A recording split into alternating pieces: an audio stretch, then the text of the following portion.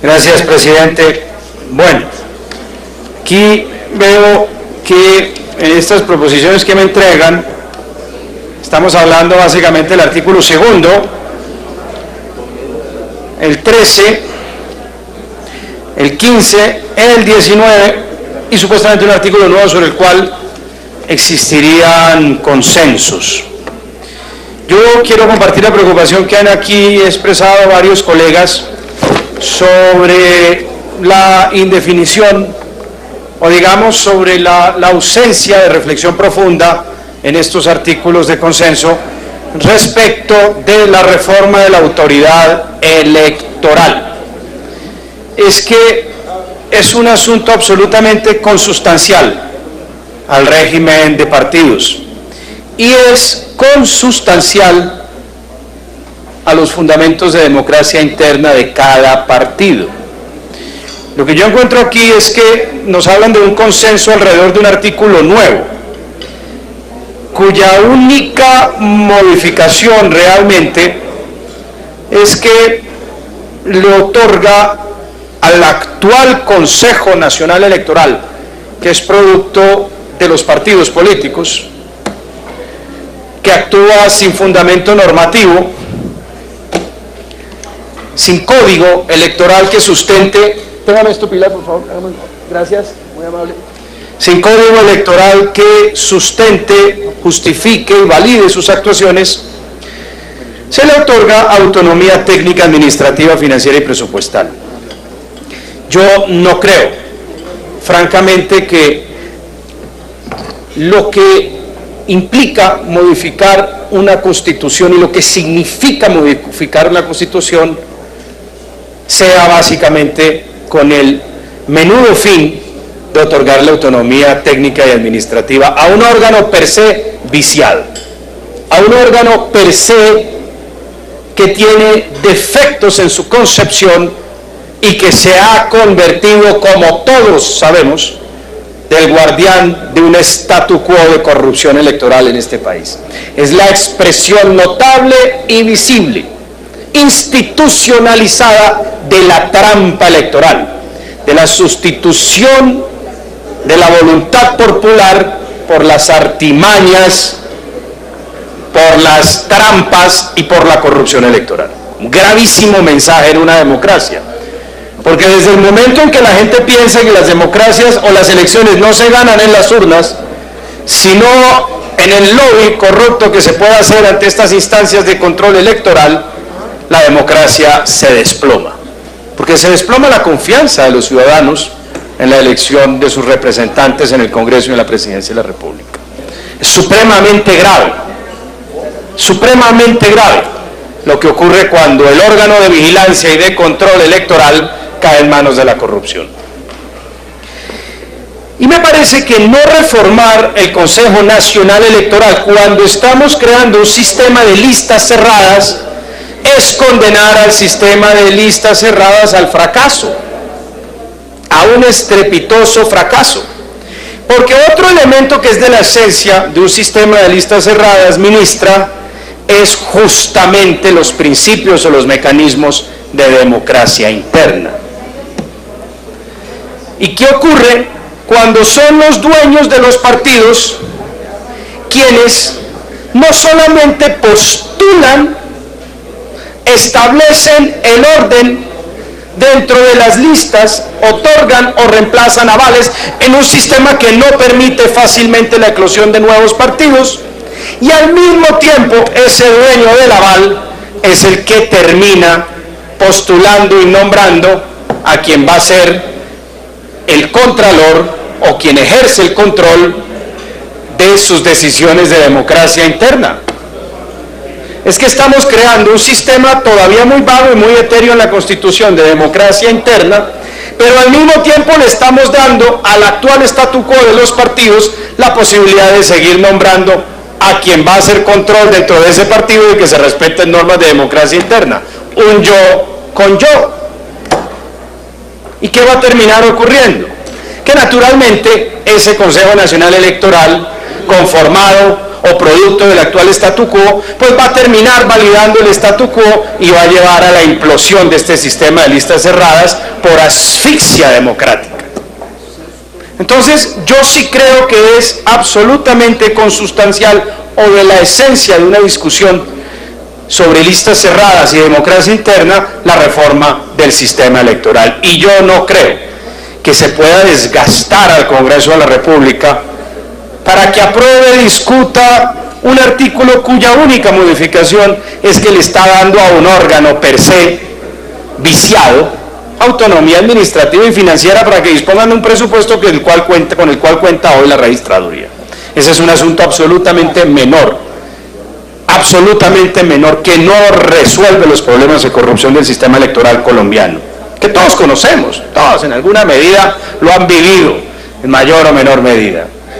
Es un sistema en donde no existe fundamento jurídico que valide la actuación de estos funcionarios que no son más que autoridades administrativas, así llevan el nombre de magistrados, en donde son ellos los que se inventan el tipo de reclamaciones que prosperan, son ellos los que definen cuáles, cuándo, cómo prosperan, son ellos los que determinan si las aceptan a unos, si se las niegan a otros, son ellos los que pueden reabrir discusiones o cosas jurídicas ya establecidas, son ellos los que definen a quiénes revisan sus mesas y a quiénes no.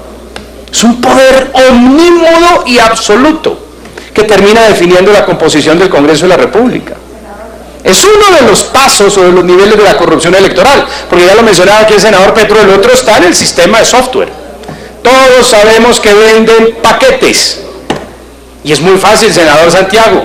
Usted necesita 5.000 votos, pues simplemente diseminan esos 5.000 votos en las 100.000 mesas de un país. ¿Quién las va a detectar? ¿Quién las va a encontrar?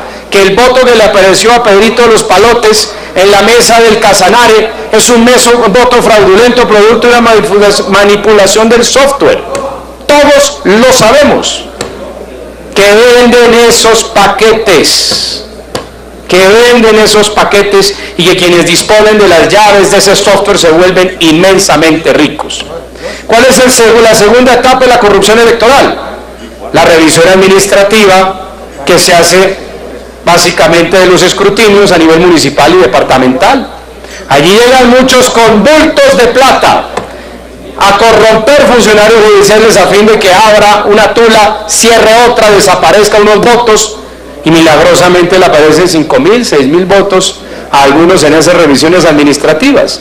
Y la tercera etapa de la corrupción electoral se da ya en sede del Consejo Nacional Electoral. Se ha visto casos donde arman bolsas de la corrupción, donde llega dinero producto de candidatos que no lograron el favor popular y que necesitan que le arregle su situación en el Consejo Nacional Electoral. Empiezan a revisar mesas de lugares recónditos en donde milagrosamente le aparecen votos a unos candidatos que presentan reclamaciones, otros presentan reclamaciones y se las niegan. ¿Por qué? Porque el derecho se lo inventan ellos. Atajan a un candidato para que no crezca en su lucha por encontrar votos que eventualmente no hayan sido contados por la registraduría, mientras que al otro le permiten abrir mesas hasta que encuentra el número mágico que le permite pasar y ser elegido. O simplemente le impugnan mesas. Cuando ya no encuentran más votos, reábrale la decisión del Consejo Electoral o de los jueces en el escrutinio municipal y departamental a ese candidato e impúgnele y túmbele los votos. O simplemente ya en el caso más descarado se traen todos los escrutinios de Carmen de Bolívar en sede del Consejo Electoral, y como lo hizo un muy corrupto magistrado conocido como Pablo Gil, le termina modificando los E14 a un candidato y le aparecen 14 en Carmen de Bolívar, con lo cual le otorga la victoria y la curul de un senado. Eso costó 1.500 millones de pesos. ¿Por qué lo pueden hacer? Porque como no hay código electoral, ellos mismos se inventan los supuestos fácticos, los supuestos de derecho, cuándo reabren, cuándo reclaman, a quién le abren, a quién no le abren, a quién le aceptan y a quién le niegan. Así funciona la corrupción electoral en Colombia. Y muchos la hemos padecido en carne propia y la conocemos muy bien y damos un testimonio calificado al respecto. Entonces, ¿qué va a ocurrir? ¿Quién va a ser el guardián de la democracia interna dentro de los partidos? ¿Quién? ¿La persona que ha sido postulado por el jefe del partido, por el dueño del statu quo del partido? Porque es que lo que estamos haciendo con esta reforma constitucional es mantener el actual statu quo y pasarlo a un régimen de lista cerrada.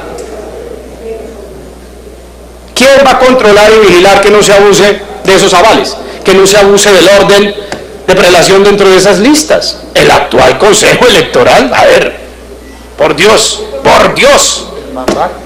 Entonces, yo sí creo que si no se revisa con detenimiento en este ámbito que es la Comisión Primera del Senado, que es donde se puede dar una reflexión profunda y sosegada sobre la autoridad electoral, pues estamos matando el sistema de lista cerrada, porque eso va a asfixiar al sistema, va a sofocar la democracia interna, va a consolidar roscas de poder y va a haber en 2 años un auge y un anhelo por parte de muchos de reformar el sistema y volver a la lista abierta.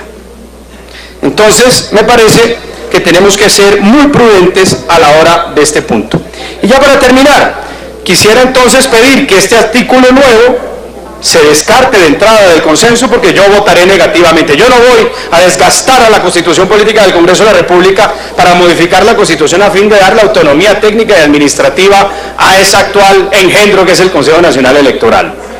Segundo, yo sí creo que nosotros tenemos que llegar, dado que va a haber un sistema de lista cerrada, a un sistema de tribunal electoral que le ofrezca garantías de naturaleza judicial a quienes aspiran dentro de los partidos a obtener garantías democráticas en esa democracia interna de los partidos. Pero, reitero, nosotros no podemos llegar a un órgano de naturaleza jurisdiccional si no hemos creado primero el Código Electoral, que es el que va a regir y seguir y sujetar las actuaciones de esos jueces. Porque no hay nada más tiránico que un juez que actúa inventándose o creando el derecho. Imagínense, si estos señores, que son simple autoridad administrativa, actúan de esa manera tan arbitraria, ¿cómo será un juez que actúa creando él mismo el derecho a aplicar? Porque ya su decisión no será administrativa, sino que será jurisdiccional. Y en segundo lugar, me parece que el actual sistema, fíjense ustedes, puede ser muy paradójico, contradictorio, el actual sistema de Consejo Nacional Electoral, en un estado de cosas en donde no hay norma electoral, puede ser inclusive mejor que un sistema de tribunal electoral actuando sin norma que lo fundamente. Ahora bien, yo sí creo que se debe ampliar el número de magistrados para darle garantías a las fuerzas minoritarias dentro del Congreso de la República y que se equilibre la actuación electoral dentro del Consejo Nacional Electoral, como una etapa de transición que nos lleve a la creación de ese tribunal electoral una vez tengamos el código, y un tribunal electoral que no puede ser corte, porque este país pues no se merece tener otra corte. No tiene sentido crear una corte para administrar derecho electoral cuando el derecho electoral es una emanación del derecho administrativo. El derecho electoral no tiene la entidad suficiente, ni dogmática, ni de principios, como para constituir una nueva ciencia. Un minuto para terminar, honorable senador. Gracias, presidente. No constituye ni una ciencia ni una rama del derecho. Es un subproducto, llamémoslo de esa manera. Es una emanación del derecho administrativo y por consiguiente es válido tener un tribunal electoral, pero supeditado naturalmente al ámbito de la jurisdicción contencioso administrativa, al ámbito, por supuesto, del Consejo de Estado como guardián último y sobre todo como última instancia de la jurisdicción de lo contencioso administrativo. Muchas gracias, señor presidente.